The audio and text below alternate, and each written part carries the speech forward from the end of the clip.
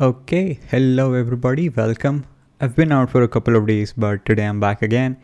And the solution I'm going to discuss is complex number multiplication solution. It's labeled medium for some reason, but it's a really simple problem. We're going to do two things. First, parse the string and extract out the real and imaginary parts from it. Second, multiply both of them together. That is it. That is the solution.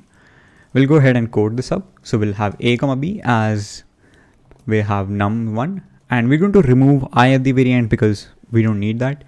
Once we have removed that, we're going to split it by this plus sign.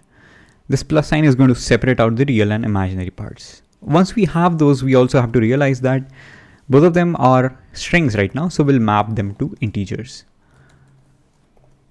And we're going to do the same for C and D and change the num1 to num2. At the end, we're going to return an f string, which is going to be exactly the same as what you've seen above here. So it's going to be real part plus imaginary part I, the real part being a times c minus b times d, and the imaginary part being a times d plus b times c. Pretty simple, pretty easy. We're going to submit this and we're going to take a guess at space-time complexities. It's going to be order of 1 for both of them, and that's because we are not storing any more than a few simple variables here. So space is 1, and the time could be said to be taken order of n or m depending upon the sizes of num1 and num2, but